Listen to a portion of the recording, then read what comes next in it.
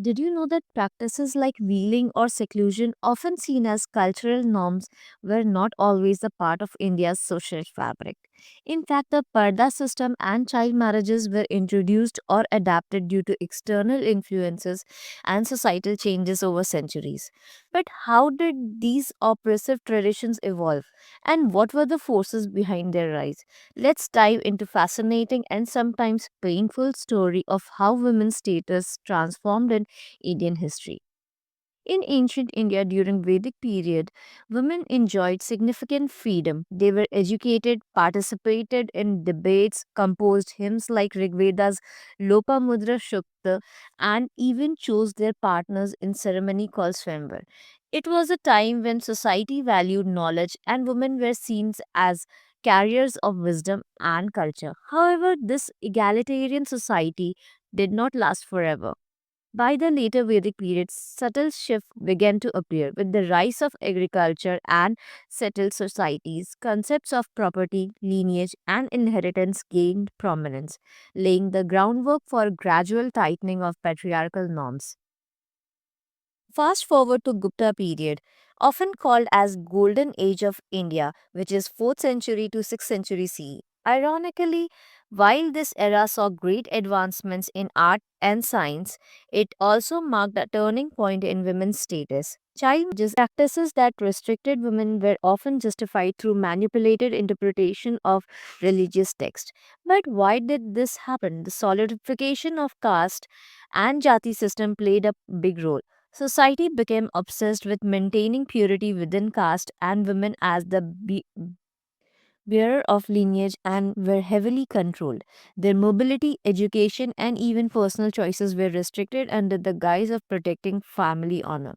An example, the Manusmriti text from this period laid down rigid laws about women's roles and their behavior, further entrenching patriarchal norms. It wasn't just religion, political and economic factors were at play too. As land ownership became central, ensuring lineage purity became a priority and controlling women was seen a way to achieve this. Then came medieval period marked by invasions from Central Asia and the establishment of Islamic rule in Indian subcontinent. The Parda system or the seclusion of women and veiling was introduced during this era. It wasn't an indigenous practice. It was brought by rulers from Turkic, Persian and Afghan regions where veiling was already a cultural norm. At first, Parda was adopted as protective measure during turbulent times. Constant warfare and threats of abduction led many Hindu families, especially in North India, to adopt veiling to shield women from harm. For example, the Rajput of Rajasthan practiced extreme seclusion to protect their women during battles. But over the time, these protective measures became oppressive traditions. Seclusion and veiling turned into symbols of family honor and prestige, especially among upper caste Hindus and Muslim elites. In rural areas where women contributed to labor intensive work, the practice was less rigid, but it still left its mark. The impact of these practices was profound. By restricting women's visibility and mobility, society confined them to the domestic sphere. Their participation in education, governance, and public life, once celebrated, became rare. The earlier image of an empowered woman like Gargi debating philosophy in King Janak's court faded into history. One of the darkest practices to emerge was sati, a widow immolating herself on the husband's funeral pyre.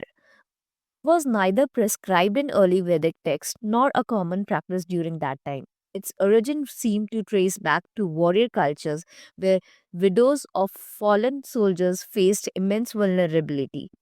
With their husband gone, they risked exploitation or even enslavement during invasions. In such scenarios, some women chose to immolate as a desperate act of defiance against dishonor. This practice, initially rare and voluntarily, was often romanticized as a symbol of loyalty and sacrifice.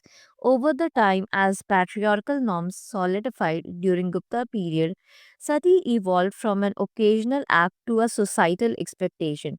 Distorted interpretations of religious texts like Dharma Shastra began to justify it. A widow, seen as incomplete without her husband, was thought to attain spiritual salvation by joining him in death. This belief turned sati from personal choice into a collective obligation, particularly among upper caste Hindus. By medieval period, the practice became even more entrenched, especially in regions like Rajasthan and Bengal. In Rajasthan, during times of war, Rajput women performed johar, a form of collective immolation to avoid being captured by invaders. These acts, initially motivated by survival, were later ritualized and glorified in folklore, further normalizing sati as a measure of honor. Colonial records from 17th and 18th century reveal that extent to which sati had become institutionalized. Bengal, for instance, witnessed hundreds of cases annually, often celebrated with elaborate ceremonies. The rigidification can be attributed to a combination of preservation of caste purity and to maintain family honor, the fear of widowhood stigma. Reformers like Raja Ram Mohan Rai, who witnessed the burning of his own sister-in-law, tirelessly campaigned against this inhuman practice, eventually leading to its abolition by British in 1829. Despite centuries of decline, women in India never stopped resisting. Reform movements in 19th century led by pioneers like Raja Ram Mohan Roy and Ishwar Chandra Vidyasagar directly challenged oppressive traditions. Laws were passed to abolish sati and encourage widow remarriage. Education for women slowly gained momentum, and with institutions like Bethune College paving the way. Today's fight for continues, the Parda system has largely faded, but its remnants linger in some regions. Women are reclaiming spaces in politics, business, and education, from grassroots activism to boardroom leadership. Indian women are rewriting their stories. India has a complex history when it comes to women's rights.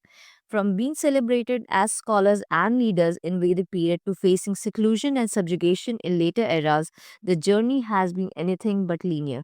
Yet the resilience of Indian women shines through every chapter. As we reflect on these history, it's crucial to ask ourselves how we can ensure a future where oppressive traditions are just a distant memory. Let's celebrate progress while committing to work with that remains. After all, history isn't just about the past, it's about the lesson we carry forward. If you found this video insightful, make sure to like, share, and subscribe to Sadhana Sutra for more dives into Indian history and culture. Drop a comment below with your thoughts. What part of history surprised you the most?